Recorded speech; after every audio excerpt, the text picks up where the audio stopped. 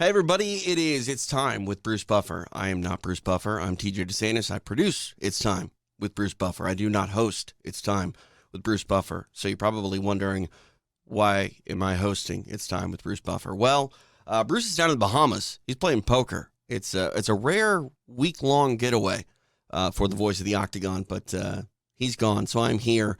But don't worry, I still got another exciting episode of It's Time for you. This one from the archive, though. It's a good one.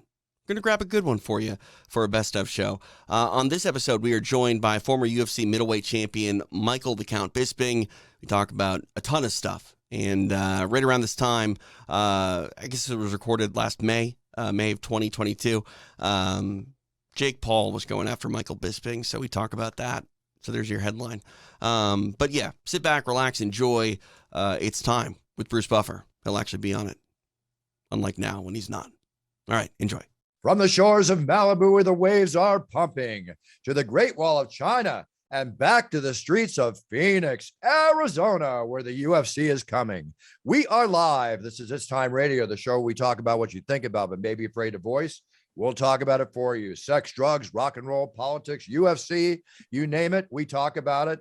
I'm here with my co-host, TJ DeSantis. Another week gone by. TJ, you're good? I'm good. I'm ready to go to Phoenix, Arizona, as my kid calls it. Phoenix, Arizona. Yeah. And my boy used to call it Phoenix, Arizona. Arizona, so all right. Had a hard time saying it. So all good. Man who may have a hard time saying it only because he's from the land of the Queen's English, the way it should be spoken. So when he says it, however he says it, that's the way it's meant to be said. Okay. So now let's bring on my good friend, man I've worked with for years, man I've announced for years, a true role model of the sport. And I'm a huge fan. None other than UFC champion, Michael the Count Bisping. Michael, how are you? I do believe it's pronounced Phoenix, Arizona. There we go. Got it. Queen's English documented. You know what's funny? To bring this full circle, if you go back to the Ultimate Fighter 3, which Michael Bisping was on, they use subtitles for him and Ross Poynton. Now, I will say, Mike, I didn't know what Ross was saying most of the time, but I would be offended if I were you to have subtitles on your speech on that show. But I guess you're getting paid to speak for the UFC now, so it's all good. Yeah. To be fair, my accent has changed a lot over the years as I've got older, certainly since I lived in America as well, because when I first moved there, people couldn't understand me. So to be fair, yes, they did need to subtitle me, but I do find that funny how they used to subtitle me, but now I present the show. It just shows how much it has changed, to be honest. This is an example, as your life is an example, of a true evolutionary process. And I got to say one thing before I go into that. Listen, Michael, when I first started traveling England, when I went to Liverpool for the first time, I thought I was in Greece. I'm sorry. I had a hard time communicating. Oh, yeah. So, yeah. Hey, to be fair, there's parts of the U.S. that are the same way. Oh, yeah. But Liverpool's hard. Yeah. And some of the real thick accents, a lot of the British people can't understand them either, so don't feel too bad, Bruce. You're not on your own.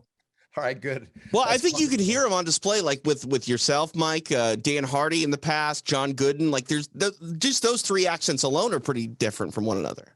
Yeah, that's right. Like where I'm from, it's a small town called Clitheroe. If you go 6 miles down the street, it sounds completely different. The accents are so sensitive. You know what I mean? You don't have to go far for it to change. So I do find it quite fascinating. I'm guessing it's because, it's an old country and, way back before there was cars or people, like traveling around on horse and carts or whatever, I guess they got together in little towns and that's how they spoke. And down there, they spoke like that and they never intermingled, I guess. Who knows? Who cares? I ain't no historian. I'm a knucklehead. Well, you're always willing to admit when that's the case, right, Michael? As I am too. You shouldn't agree quite so fast, Bruce. Come on, mate. Okay. Hey, listen, I want to get into something that's very important to me. TJ, I don't know if you had the chance to see Michael's bio documentary, Bisping, the Michael Bisping story. I've not seen it yet, no. I can't but highly recommend this. If a UFC fan, MMA fan, sports fan, human interest fan, family fan, whatever, this is a film for everybody. This is not just about wanting to watch a film about a fighter fighting. This is wanting to watch a film about a man's true evolutionary process where he came up the way he did in a firsthand account where he literally transforms into the young man that he was to become a journeyman to become a world champion, to buck the odds, as we'll go into in his last 3 fights, which is still absolutely mind-boggling to me, even though I knew about it on the inside a little bit. When I hear it for reality, it just blows me away. So we have to talk about this. I started this film at 12:30 at night when I saw that it was we're on Netflix, or we're Netflix, right, Mike?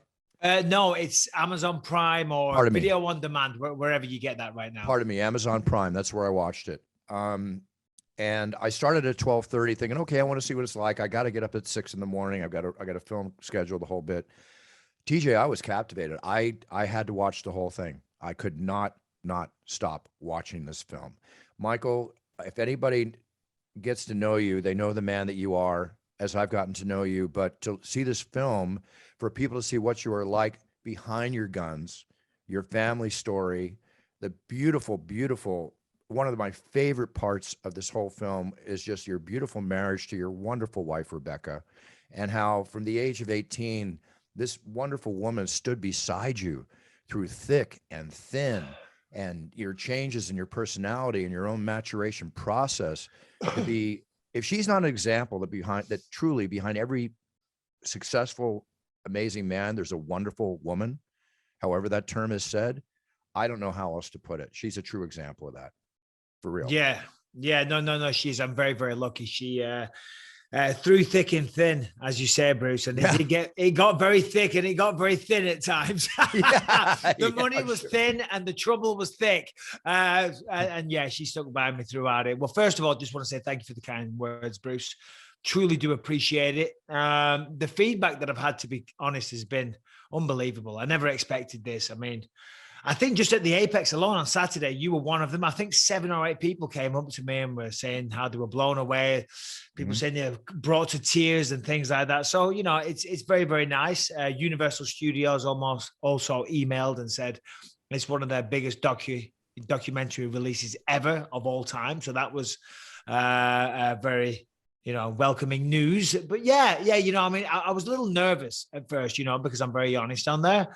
But yeah, you know, how did you I'll tell you a funny little anecdote how this whole documentary came around. That was my next question. Go ahead. Yeah. So they were supposed to do one on a certain Diaz brother. He may have fought against Robbie Lawler last year. Right. And he never showed up for the first 2 days of filming. How on brand is that, though? Yeah, no, exactly. That's what you want from Nick Diaz. Do you know what I mean? He never showed up for the first 2 days of filming, and they were like, we can't work like this. We have a lot of money with a budget. And someone said, you know what? Michael Bisping, let's go with him. So thank you, Nick Diaz. If it wasn't for Diaz, this documentary wouldn't have happened. But yeah, so far, an incredible response. Well, that's proof that marijuana is a wonderful thing, I guess. So, you know, it can definitely cause you to be late for work. Yeah. Oh, yeah. Sleep in a little bit. Yeah, for sure. Well, you know, when I went through this, and I'm not trying to plug my liquor right now, but I made this because of people like you. This is a true example of what a puncher's chance is all about in life. You are truly an example of that. There's no question. And, you know, it goes through, like, Michael, you had what, like over 200 street fights, you know?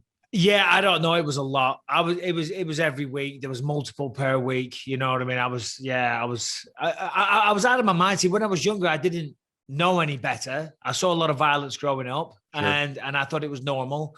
And to be honest, I wasn't a popular kid, and I was bullied, and we didn't have much money growing up. And not that it's a rich town, it's really not. It's a very working class town, but it's an upper working class town, and we were very much lower working class. So people used to make fun of us and stuff. You know, my shoes were always falling apart and stuff. And then I came to a point where in my life I just got sick of it, and I said, you know what? The next person that talks shit, part of my language, I'm just going to crack him in the face. And that's what I did. And things started to change. And then all of a sudden, I started making friends. And now all of a sudden I was in the popular circles because I was like this tough guy. Do you know what I mean? So I kind of been reinvented. And that caused me to lean into that persona even more as a child, you know, as a young adolescent.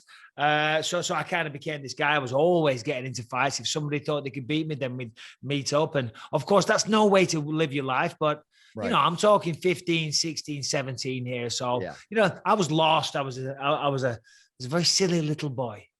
I hate to say it, though. I think there was a time and place for that behavior. Like today, you can't really settle things one-on-one outside anymore. You know, someone gets shot. It seems like which is a damn shame. Yeah. Well, of course, with the It's guns, that's a whole different.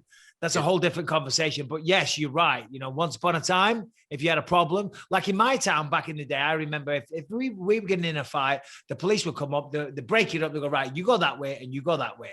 And if you don't, you're going to spend the night in the cell. Right. You know what I mean? So, and we go our separate ways. These days, you look at somebody. In fact, on the news yesterday, and it's a whole different subject, I guess.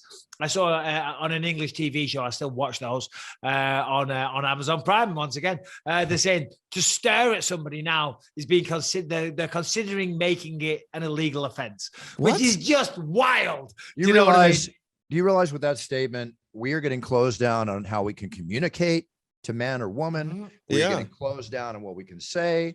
Now we're getting closed down on how we can look.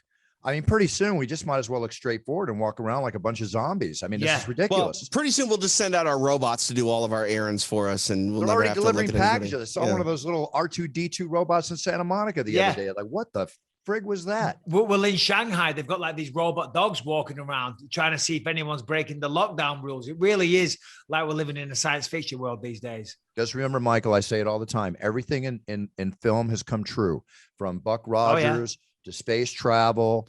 But let's just wonder and hope, when does Road Warrior and when does what is the other one?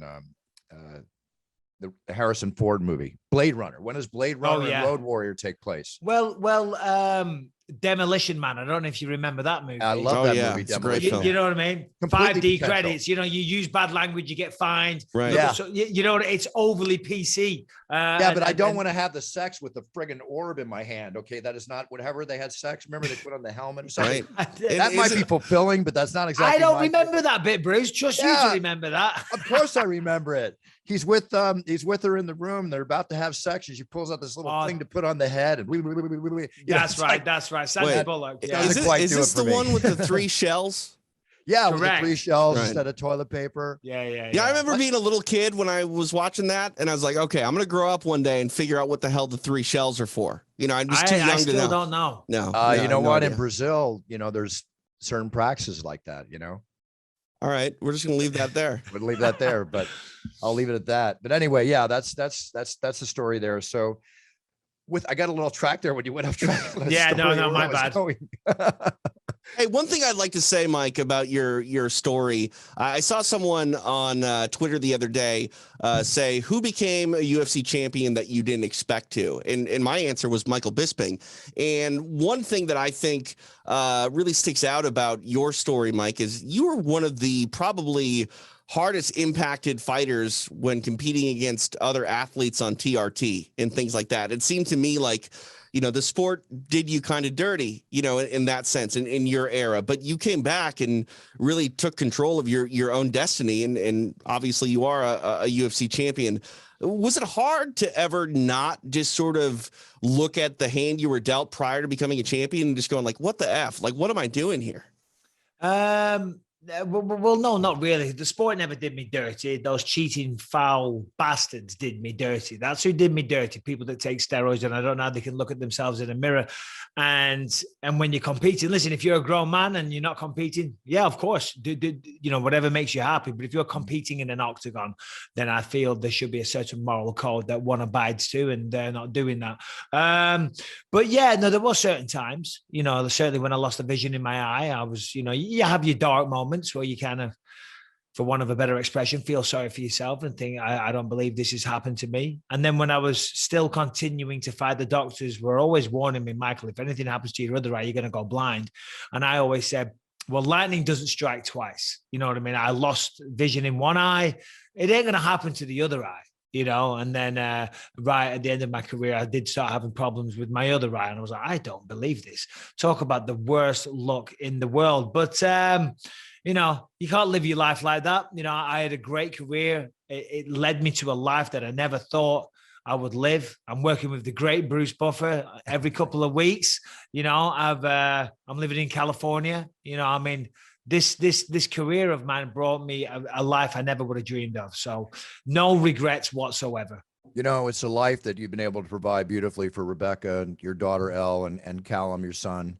And, just I love watching your lifestyle. I'm a German Shepherd lover. I love the pictures of you when you have your dogs, and I've shared moments with you. There's little Is that Alfie him? right There he there. is. There he Aw. is. There he is. Yeah.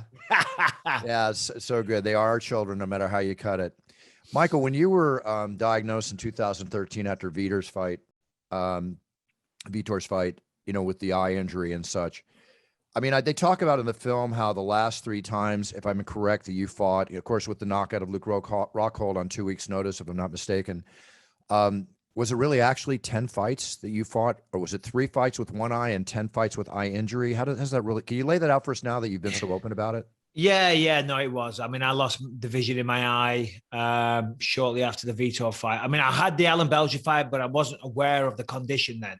I still had the detached retina, because what I was doing, I'd be in restaurants, and restaurants are often dark these days. And I started off, I'd be like, I can't see my fingers there. Oh, so you can't see them either because I'm out of shot. I'm like, I can't see my fingers. Is that normal? And my friends were always making fun, saying, oh, he's doing that thing again.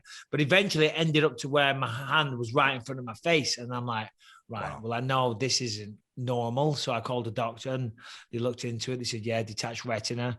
So they repaired it, then it redetached, and then I got a glaucoma. And it's a very long story. It's in the documentary. It's one of the worst 48 hours of my life. The pain was just insane. Anyway, they did an emergency surgery. They put a drain in my eye, and then they actually butchered the surgery. So when I woke up, I was in even more pain than what I was when I went into the hospital. So they had to undo the surgery, redo it. And when I came around from that surgery, I'd never saw out of my right eye ever again. But so, yeah, I mean, I was determined to still fight. At this point, I'd moved to America. I'd bought this big, stupid house that I didn't need. We weren't financially set. I didn't have a life or a career to pursue outside of the octagon yet. So realistically, I felt trapped. I felt cornered, like I had no choice but to fight. So I did what I had to do to be able to make it to the octagon. I lied, I cheated. It was very, very stressful because I always thought at any moment the house cards is going to come crumbling down. Everyone's going to find out. They're going to do an eye test before the fight. They're going to say, this guy can't see. Do you know what I mean? But somehow, some way, I managed to bullshit them all. That's where it comes into being a little toe rag, a little shit growing up on the northwest of England. Those times paid off. Well, you know what? Let me just say this. There's 2 things I want to clarify here. Your idea of cheating and steroid use from others' idea of cheating is not the same idea of cheating. Yeah. Okay. So I don't really know if I want to call yours cheating. Yeah, it wasn't cheating. It was just pulling the wool over the doctor's eyes. Pulling the wool over the eyes and bucking the odds. And the second thing is there's always that scene in Rocky, when he gets slapped by his trainer because he can't see the hand, right? Yep. And he goes out there and he beats Apollo, right? If that's not an example of the Rockhold fight to me with you, I don't know what is. Right? Yeah. I mean, your life duplicates reality, or film duplicates your life. Let's put it that way. Yeah. Yeah, no, thank you, Bruce. In fact, in the documentary, one of my old friend and Muay Thai coach actually says that. So there's a little bit of Rocky footage in there. And it's true. I mean, it was very difficult. People always say, how did you fight with one eye? And I always say, with great difficulty. It was not easy. Even to this day, I have challenges all the time, but I've just got used to them. They're the very, very minor things. You know what I mean? I've always been kind of clumsy, which is weird because when I'm doing martial arts, all of a sudden I'm very coordinated. But in my day-to-day life, I'm a bit of a clumsy elf. But when I go to grab things, I'll miss like the first couple of times and I'll get it on the third. If something's on this side, because I don't see past my nose, I'm often smacking my shoulder into like door frames or walking into lampposts, or, if I'm at a traffic light and I'm having a conversation, like for example, I was in Times Square once and obviously lots of people around and I'm always very animated with my hands. And I went, oh, like this, telling a story. And it's always, I feel something. I'm like, oh God. And I look round and it's always a little old lady. And I've just backhanded her in the face. And I'm like, I am so sorry. And they look at me like they want to kill me. And I'm like, I don't see out of this eye. I'm sorry. I didn't know you were there. I'm really sorry. So yeah, anyway, there you go. It does lead for some funny but embarrassing circumstances. Yeah, exactly. I can sympathize with Mike. I have something called Dwayne syndrome. I can't move my eyes left or right. So my peripheral vision is really bad. I run into shit all the time. Yeah. You wouldn't be able to fight. You wouldn't be able to fight then. I mean, you just need to say Maybe the right straight down the things. pipe, yeah. But Yeah. So I can move my eyes inward, so like I can go cross-eyed, but I can't look out. So like Interesting. when I look over my shoulder driving, I have to like close my right eye because I can see with my left eye inward. You know what I'm saying? So so if you Yeah. close your left eye, your eye will move. Otherwise, you got to do a no, full no, no, head no. turn. Both of my eyes can move inward. They can't Right, but move not outward. outward. Right. So when Got it. I need to look over my right shoulder, I close my right eye, and then I can just see with my left eye. Next time we're together, I'm going to slap you a few times. We'll see if we'll get those Yeah. eyes moving. Yeah. Oh yeah, no. Trust me, that doesn't help. Hey, Michael. Interesting. Michael, one of the things that came out in the film I never knew, and I found completely fascinating, is you used to make your money as a DJ. I did. DJ Michael Bisping. What was your name? I remember. Mikey B. DJ Mikey B. Yeah. Mikey TJ. This was one of the funniest, coolest things in the movie. I had no idea. I thought that was just too cool for school.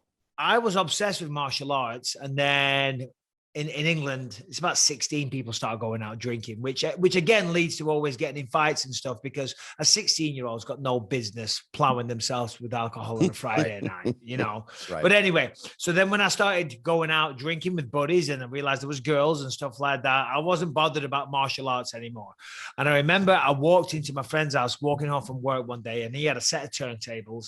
When I was 16, I just thought that was the coolest thing I ever saw.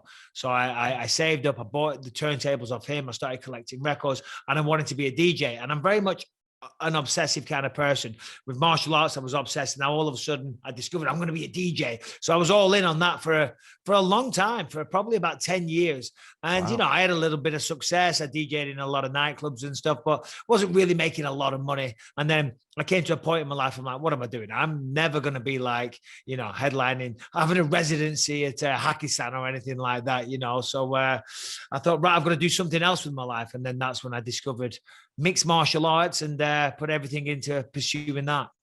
And one of the other things in your childhood too is that TJ Michael explains how I like your dad a lot. Yeah, we drop pints together with him and his little buddy that always comes to the show. What's his name? His friend's name? Mick. So you talk about in the film when you went over, I think it was to your girlfriend's house, to her parents, to Rebecca's parents, and they were having a very calm meal, discussing things and everything. You just weren't used to that because you had a volatile father, and it was like always a little bit yelling and this or back forth the table, whatever you communicate. It's like the way he explained to TJ was like he was in a totally different world. He wasn't aware that people were actually relaxed like this. You know, you were so honest. Yeah, no, Rebecca's family, I mean, you know, they're great. I love them dearly, and I love my family dearly as well. So that was always I was always trying to tread a fine line in the film. I wanted to be honest, I wanted to tell the truth, but also at the same time, I don't want to throw my parents under a bus. I love them dearly, and my father supported me every step of the way, and we wouldn't be having this conversation if it wasn't for him. And I talk about this in the film because I realize now as a grown man some of what he must have been going through. You know, he was a sniper in the army, he was a sergeant major, he had a lot of responsibility, and he toured all over the world on various missions and stuff.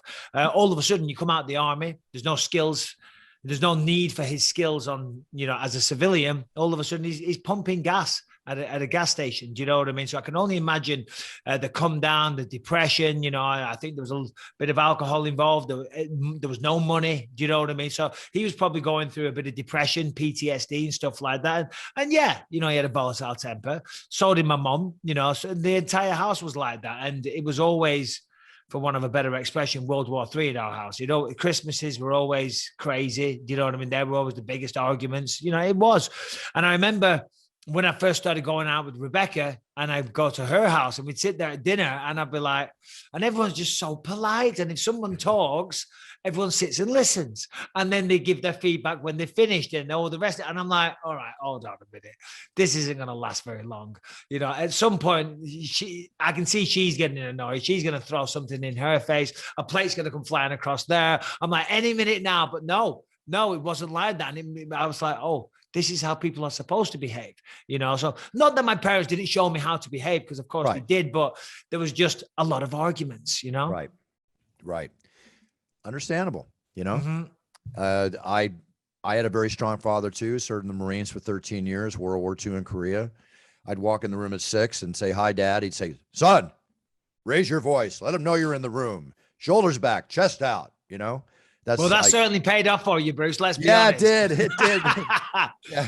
I mean, he was teaching me fighting techniques when I was 6 before I went to school for the first time, because that's, that was his whole life. He came up like your dad. I mean, in the war and in the mean streets and everything. And let's face it, our parents come from the greatest generation, and there's a lot to be learned from them. No, Hard. I totally agree. And sadly, this is the latest generation. My word. I don't want to, Getting weaker and weaker, Mike. Correct. Bunch of pussies is what you might say. And I did say that, and I stand by that. Many cases, you're absolutely correct. It's not the men's men. Not in all cases. Not in all cases. And it's not their fault. It's society. Society's watered down. You can't be a tough guy these days, or a tough woman. You can't even look at people, as we said before. That is an offense, or they're just trying to make it an offense. So the world is, I think it's going to come full circle eventually. We're going to have another 15 years or so before it's going to get worse and worse and worse and worse. And then it'll probably go back to normal. Hopefully. Let's hope for the best. It's just, I come from the old days where you could throw down and have a beer afterwards and say, hey, I got a new buddy, Yeah, exactly. Yeah. Or somebody I don't ever want to talk to again. Either way, it worked out both ways. Yeah. You and I are Rolex lovers, right? I know you guys do for Rolex. You hear what's going on lately, Michael? I do not know. Well, there's the Rolex bandits now. It was a big issue in Brazil, right? Where they case us out. Are you talking about like in Los Angeles, in LA? In Los Angeles, yeah. But it's going now. Crazy. It's spreading. A man was just pistol whipped for his Rolex in Malibu. Really? What, in Malibu? Man, on Tuesday last Tuesday was pistol whipped. He had his Rolex last week. His Rolex stolen in Malibu. He was basically taking pictures of his McLaren car. I mean, obviously they pointed him out because he's obviously driving a very wealthy car.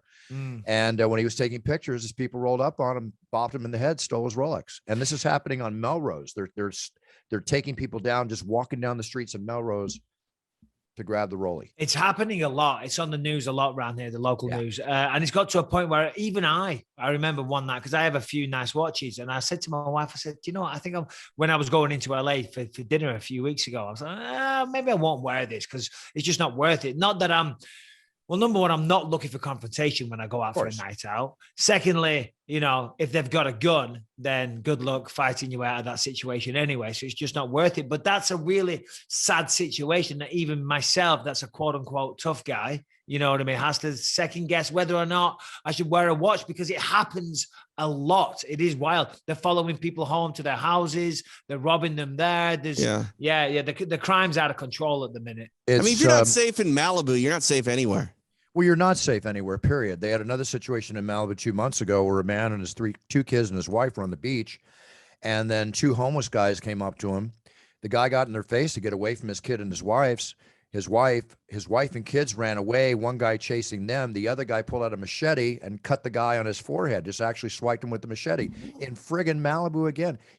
And I grew up there. You're not safe anywhere. Another situation that occurred, and this isn't even with a human being, and this is down in your neck of the woods, Mike.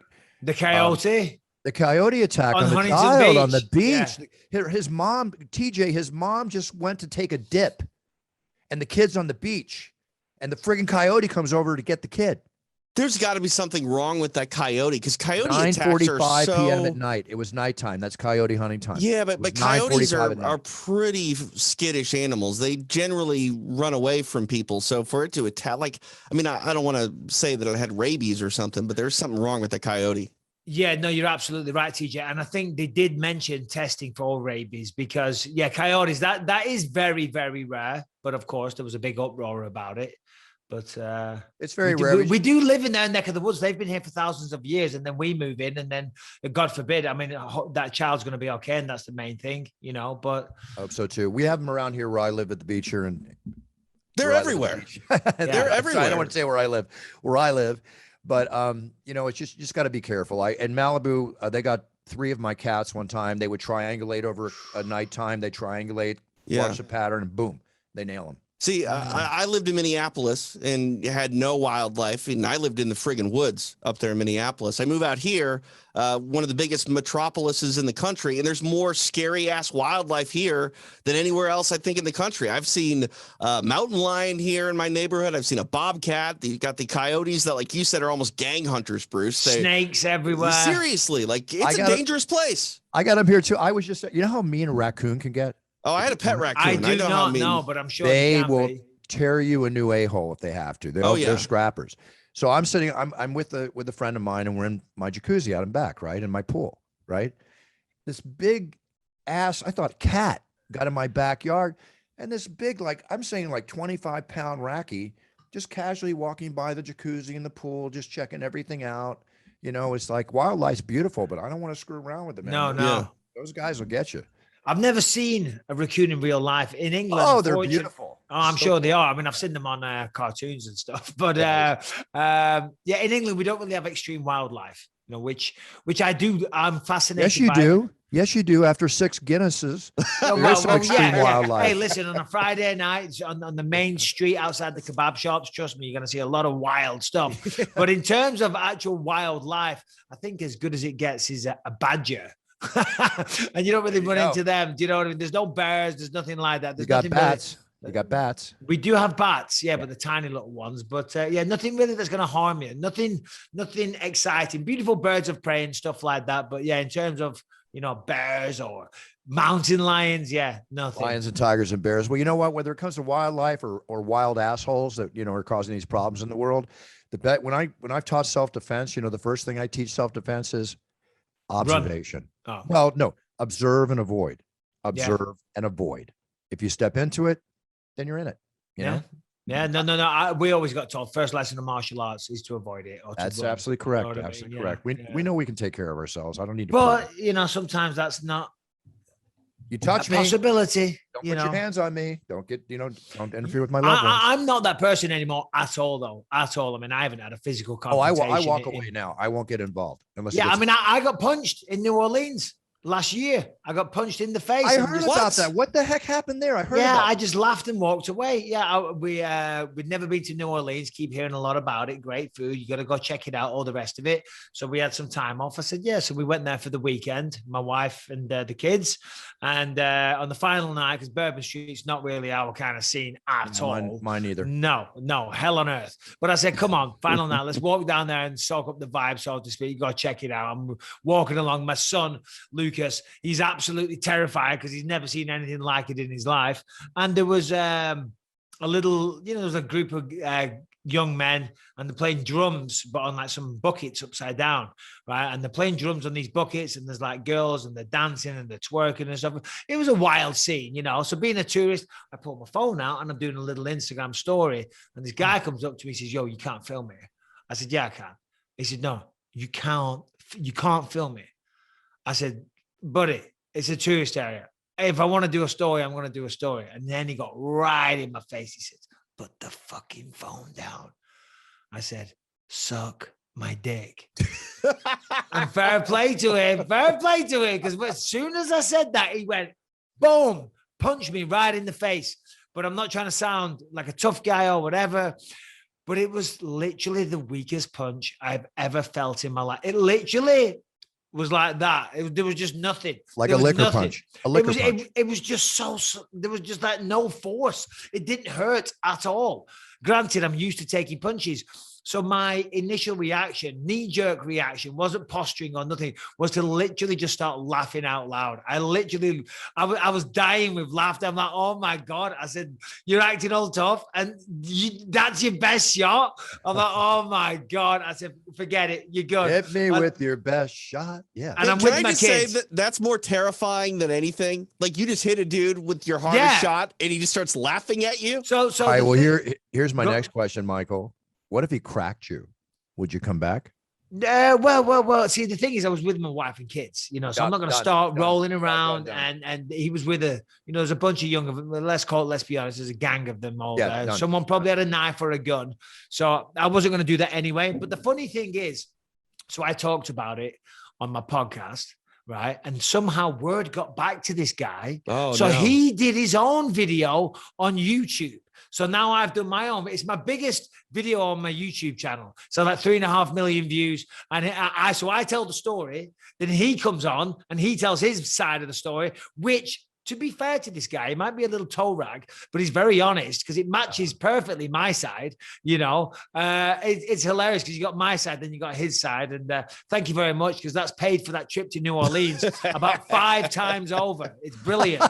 I'm like, can somebody else come and punch me, please? This is very profitable. Mike might punch us if we don't get him out of here. We're past that Yeah, holiday Mike. time. Gonna let you out of here, Mike, but I got one thing to say to you. Yes. Rob Font, Marlon Vera. Come on. What a fight. Unbelievable. Unbelievable. I'm just so impressed with both those men. Marlon Vera, I mean, he absorbed so many shots, but he never took a backward step. He was never disillusioned with anything. Every time Marlon kind of connected, it did a lot of damage. He almost took him out of there. I think at the end of every round after round 1, 2, 3, 4, and 5, had him all over the place. Rob Font, his face falling apart, still pushing forward, still trying to fight, still trying to win.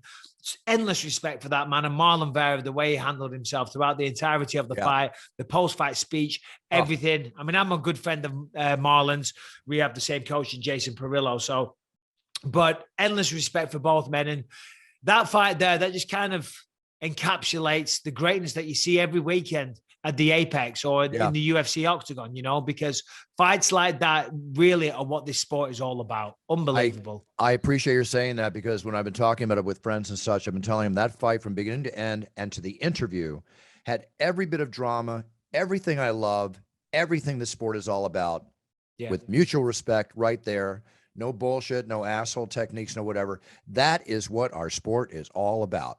By the way, the biopic of Cheeto Vera someday will make a good film as well. His story is incredible. I think his story is incredible. And one last thing, I think one of the things that helped Cheeto a lot is he has the ability, he's so great at working his long arm distance that even when he is getting tagged, it's almost like he's not taking the full force because of the distance he maintains. He's getting hit, but when Rob gets hit by Cheeto, that fist is going through his face. That's right. Not that Rob doesn't do the same. No, of course. His control is amazing. It's beautiful.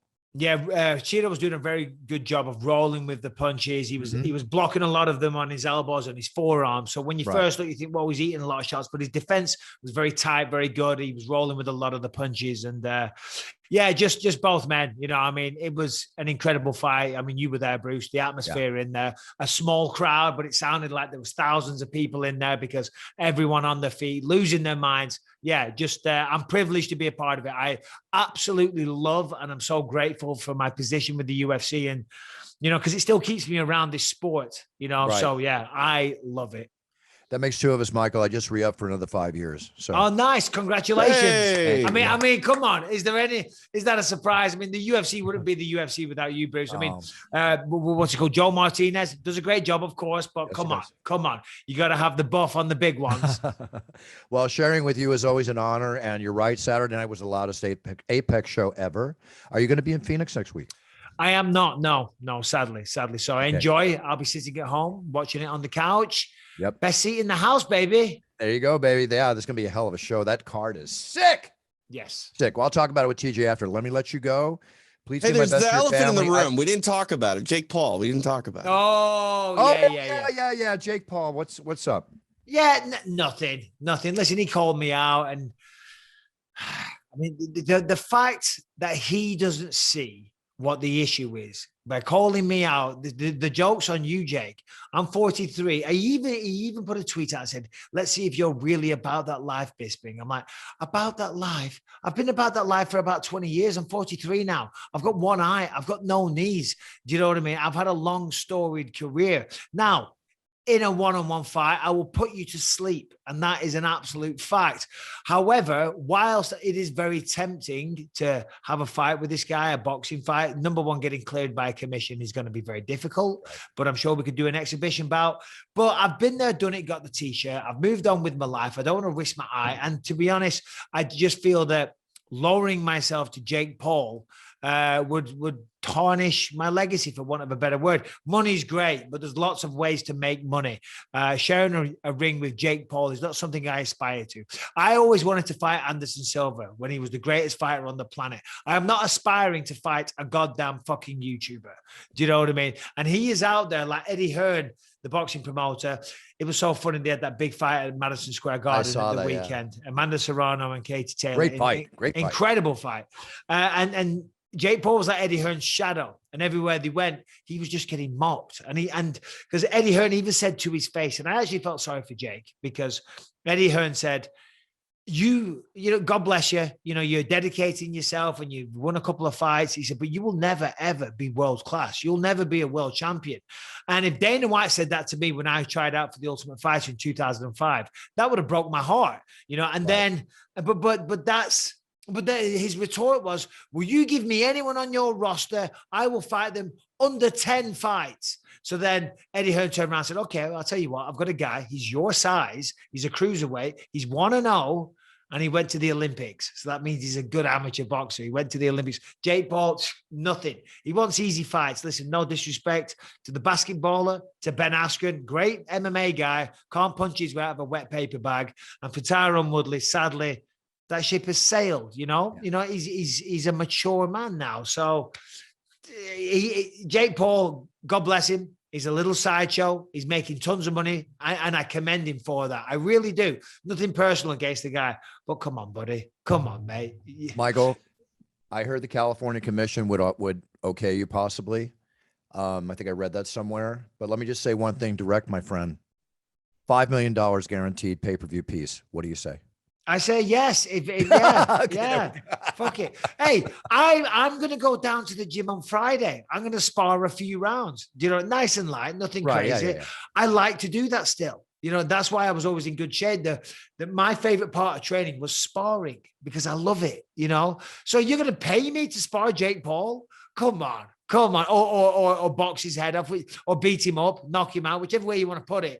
I'm not intimidated by the kid. And if there's a bit of money on the table, I'd be a fool not to pick it up. I think he has the kind of personality you could definitely get up for a fight for. Yeah. Oh, for sure. Yeah. For sure. And I would love, I would love to see the Michael Bisping of old and of now, and the shit talking that's going to happen in that build up. The pre-fight that's going to be half the fun there.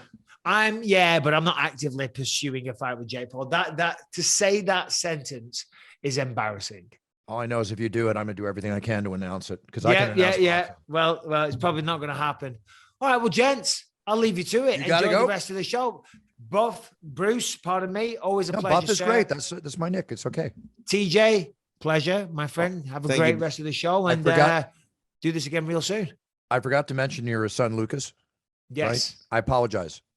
Don't be silly. Don't be silly. Lucas, Rebecca, and happy Mother's Day to Rebecca. Will you please tell her that for me? I shall, Bruce. Yes. Thank you very much. Send me some info on Rebecca. Let me send you a video for Mother's Day for Rebecca. Oh, yes. Oh, that'll be good. Yeah, give me that will be good. That will be good. And speaking of the devils, you just walked in with my daughter. They've just come back from the horse riding lessons. It's a tough life that they live. You heard what I said, Michael. If you get that to me, I'll have it to you in time. Boom. I'll do that. All right, guys. Take care. All the best. See you, Mike. Cheers. Bye-bye. Thank you for having me. Bye, champ. One of the best in the business. Always fun. Great interview. Great character. Just a fine human being. I've really enjoyed my growing friendship with Michael Bisping. It's awesome. It's one of those first fighters, too, when you go back to The Ultimate Fighter. We've seen him go from a relatively unknown athlete to one of the biggest stars in mixed martial arts history, a Hall of Famer, and someone who's just phenomenal now in the commentary role. And he is. He's excellent. He really is. I mean, how can you not believe what comes out of his mouth for a man that lived it and did it all? Right. I mean, no one can say they've given more to the sport than Michael Bisping. No. Knees, neck, still, eyes. Yeah. I mean, everything else. The idea of losing vision for anything in this world, there's not many things that people will go headlong into, come out the other side without an eye, and still say they have no regrets. No, it's the loss of vision is a very scary thing for sure. Yeah. So TJ, moving on here, there's some stories I want to go over, but I do want to say to you, TJ, I know you're busy with your work and fatherdom and husbandom and all that goes with it. If you get a chance to watch this 90-minute documentary or whatever, I'm going to watch it this week. I'm traveling out to Phoenix. Maybe I'll see you out there, but I get a lot of downtime for the travel. So I will definitely look at it on Amazon Prime. Cool. I'll be quick in and out. I'm getting their Friday night show and then I'm out of there Sunday morning. You're a busy man. Yeah, I want to get back. I like my Sundays at home. I want to have. I feel you. There's nothing, and I'm coming back early on Sunday as well because it is Mother's Day. I mean, it's hard to maintain a relationship if you're gone every weekend. 100%. Much less a fun dating life or whatever. I mean, that's why I had to lock in my wife early so I could do this as a married guy. I'll lock in a wife at some point in the near future. We'll see what's up. Nah, you'll probably get divorced again before you get married. No, I've never been divorced. I know. Unless you look on the internet and you see that I was married to some woman named, I forget what they call her, and I have a son named Doogie or What? Dougie. Yeah, on the the celebrity network, all these crap sites. Oh yeah, you're worth $1 billion, right? Yeah, but they say that I was married and I have a son named Dougie. Okay. Really? Wow. In what world? News to me. Yeah. News to me. I haven't sent that alimony check out. So Right. It's all Well. good. Okay, let's go over a few things here. All kidding aside. Boy, that Depp trial got ugly. I think it's gonna Oh my goodness. God, did that get ugly? Oof. I mean, there's nothing but video clips where he's saying stuff. And by the way, like Johnny Depp was just a savage on that stand. Just the way he said things, like I don't know, man. It was almost defamation of her character when he was testifying. I'm not going to comment. I question her character much more than I do the other, and I'm not taking a man's side here. But Well, I'm it's not just really the way it gonna was presented. I the mean, way it was presented. Let's see how it all falls out, but just ugly. I don't even want to know what his attorney bill for this. And the other thing is, I don't know if you're aware of this or not, or you probably are. This has really cost him his career. We're talking about up to date. We're talking about one of the finest actors of our generation. Yeah. Literally. Okay. yeah, truthfully. He lost his Pirates of the Caribbean movie role. Did you know that? I did not know that. He lost his Pirates of the Caribbean movie role. He was due to make a whopping 22.5 million for. Wow. Maybe he can come back from this. I don't know. I mean, we're a society and a country that likes to forgive and forget a lot. Especially for worse things than this. Right. Yeah. So, I mean, maybe he doesn't get that role back, but I think we'll see another blockbuster with Johnny Depp before too long. But he'll work forever. He's just, again, one of our finest actors out there. And it's his identity, Bruce. Like, what is he going to do? He's not going to, fade into relative oblivion. And no. He's got to get through this. You got to get through this horrible hiccup in his thing. Whoever's at fault here, it'll all come out. Right. Yeah. I don't want to go into it too far, but people are saying that Putin may soon officially declare war on the Ukraine. Right. United States. Which I don't know what that totally means. I mean, I don't know anybody that doesn't live in Russia, the way it's portrayed is this is a war. It's already a war. So it's already a war. Yeah, it's I believe that if he formally declares war on Ukraine, he's able to like activate reserve military soldiers in Russia, but I don't know. I think he would do that. I mean, he's breaking every law there is. He would probably do that no matter what. I mean, what's the legality to this man? Yeah, and there's another thing that if he declares war and then tries to like end it on a certain date, there's like a victory day in Russia going back to World War II, and maybe he wants to declare war so he can end it on this day. I don't know. All right, well, that's enough said on that subject. We'll see. I just get scared, Bruce, when I watch the news. It's just like, are we on the verge and brink of World War III? Isn't that what I said when we started? And I'm not a pessimist. It's just, it's dangerous. Right. It's a button away. So I'm no longer going to tell you to not worry about things after COVID. So it's not so much worry. It's just being a realist, Right. No, I hear you. I think television tends to sensationalize things, and we get driven towards this sort of like worst case scenario all the time. And very rarely does it ever hit. But like I said, I was telling you not to worry about COVID for way too long. And obviously we should have worried about it. Yeah, exactly. The only COVID news now is that our vice president has COVID. Yeah. Tested negative after return to the White House when she went over to, she went over there. Right. No, that was Pelosi that went over there. Pelosi went over there. Yeah. Pelosi went over, but Harris tested negative, yeah, she had COVID. She's tested negative. Jimmy Kimmel now has COVID. He's got people are still getting COVID. It's just not as, prominent as it was. I mean, they're talking about long-term effects being more potentially dangerous than the actual symptom effects now from these new variations. I mean, thankfully, we've both had COVID at this point. Thankfully, I have suffered no long-term consequences that I know of. Knock on wood. I hope I don't get it again. But like, that's the thing too, Bruce. Like, I feel like it's an inevitability. Like, if these variants keep going around, there's going to be another flare up, and we're probably all going to have to deal with it again. No, it's good to be consistent. We're going to deal with it. Yeah. So get your vaccination, wash your hands, and distance properly when you need to. But I was just in Vegas, as we know, and I was just in other places, and people are not wearing masks. But I still like what I do is that when I get in elevators, I put on my mask. Mm-hmm. And then when I'm in crowds, but this weekend's going to be jammed, and I'm doing everything I can. Just do what you Oh, can, and stay in shape in case you do get COVID, and well, you'll I do beat that it all the again. time. Of course. Yeah, very rare I'm ever out of shape. Just my own. I've been that way forever. I can't change. All right, let's talk you about. got those ab implants, so you might as well work for them. Just a constant laugh every time I hear that crap. Okay, everybody that says that, get off your butt, work out, eat right, and see if you can see your right. Or you manhood. go get some ab implants.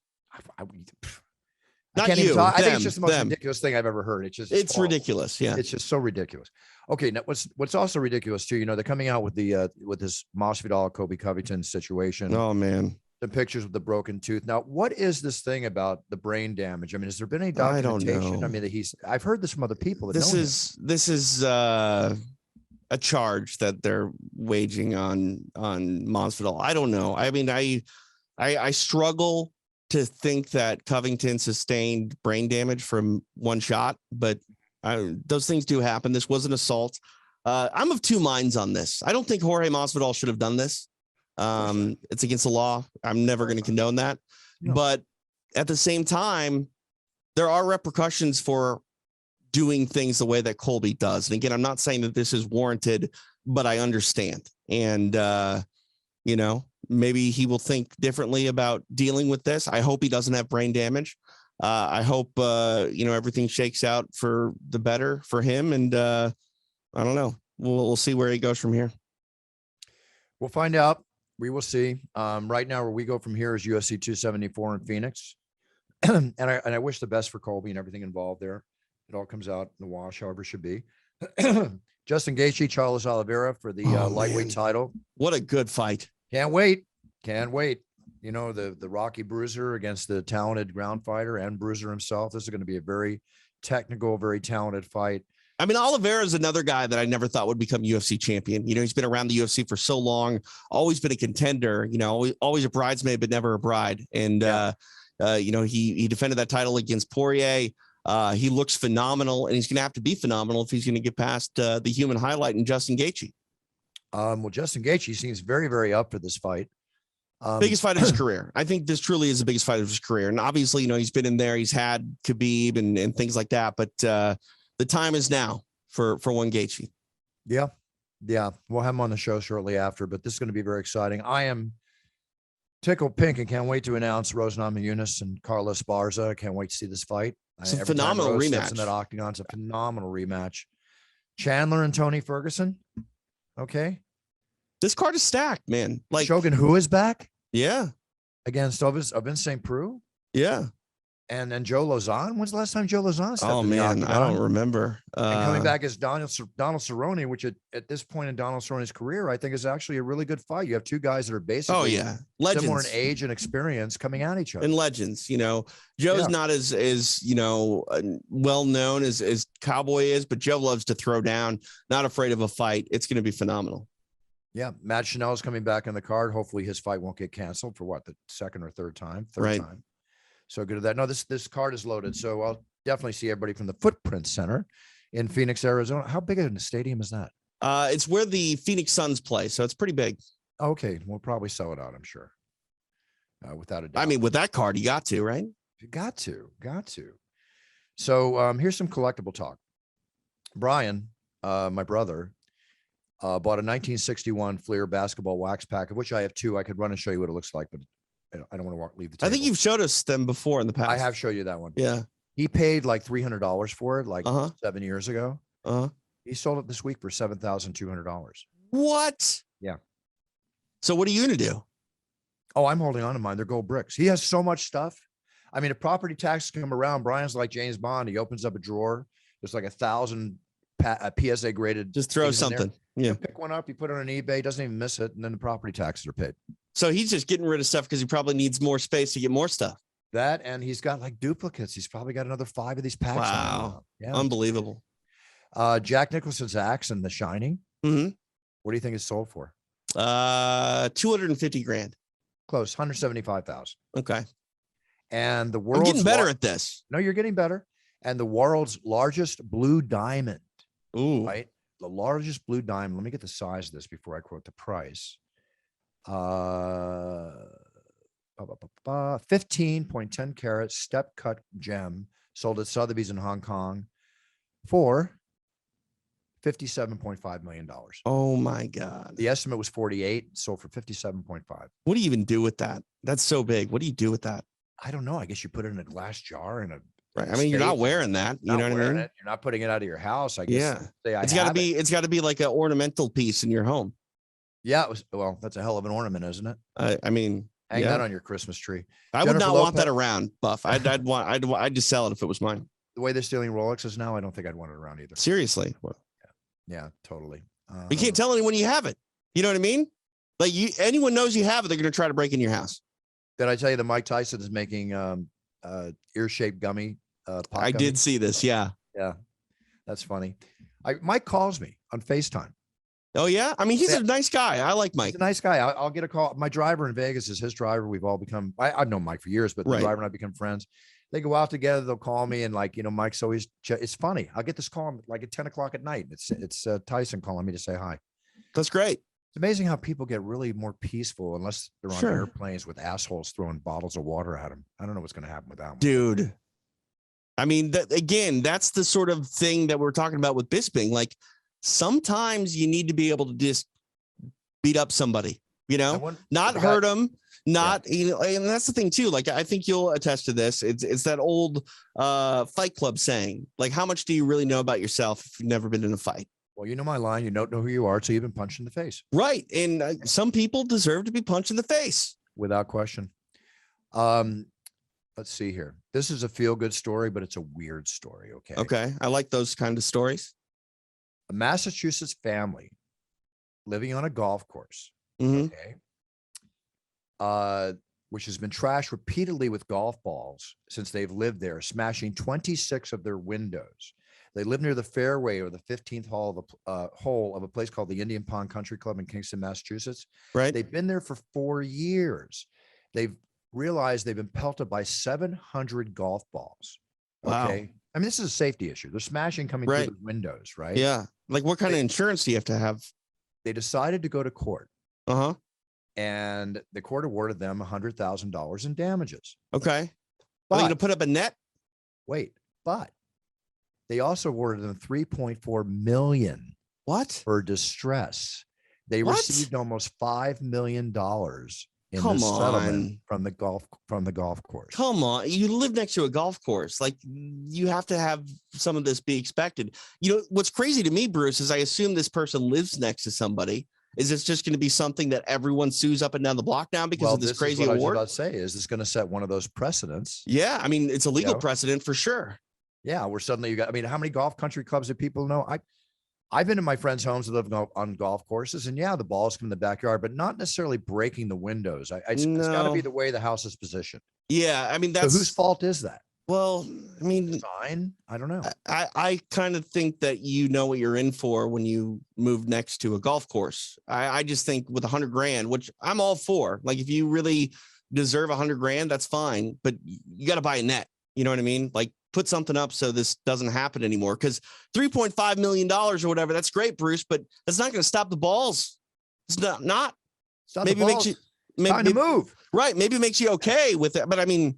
I don't know. They just got a new house. They can move off that golf course tomorrow morning. Yeah, but that's a desirable place to be. That house might be worth more than $3.5 million.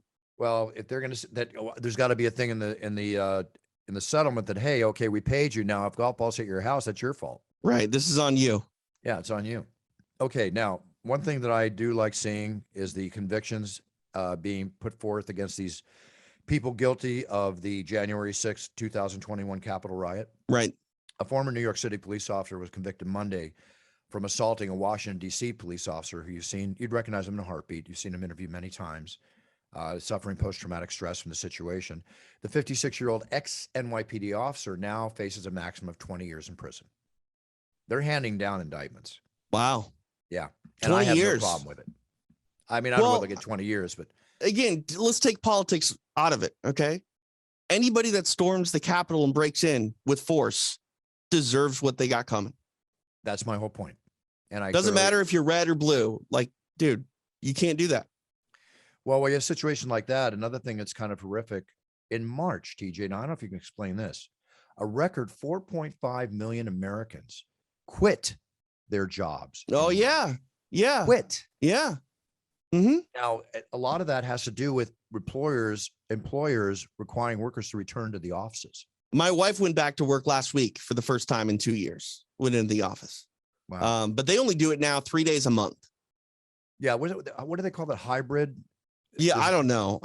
Basically, she goes in 3 days a month and they just do like the meetings that they can't do, over Zoom. It's like teaching meetings and stuff like that. So I don't know. I think COVID has taught us a lot. I think it's taught, workplaces, maybe they're not all that necessary. Maybe you don't need to have everyone come in. But it's also taught a lot of people the benefits of working at home and for some being their own boss. A lot of people were forced to go out and take a career change. So the idea that people are quitting, it's not all that surprising. Because I think COVID forced us to reevaluate our lives and, our positions in life. And if people are quitting and finding a happier life, I'm all for it. I'm all for it too. It's all good. Whatever works. But I mean, it's good. You and I are incredibly lucky, Bruce, to do what we love every day. And I think that's adds to a quality of life for us. It probably adds to our life expectancy. And I just wish everybody could be so lucky. Yeah. And I just encourage that and try to motivate, again, be a role model to your sphere of influence, like I say at the end of the show. One other thing here, I'm with you on that. This is kind of disturbing, but we know species become extinct almost on a daily basis, right? Right. So they now say 1/5 of all reptile species face the risk of extinction. 1/5. It doesn't surprise me in a sense because a lot of reptiles go back to the dinosaur age. So, yes, they've been around for that long. Like the world is changing. And yes, we can talk all day about, human impact and climates, but that one doesn't surprise me that much. Well, they figure that 40.7% of amphibians are facing extinction, 25.4% of mammals are facing extinction, and 13.6% of bird species are facing extinction. How they come down to this, obviously, I'm not a scientist, but there you go.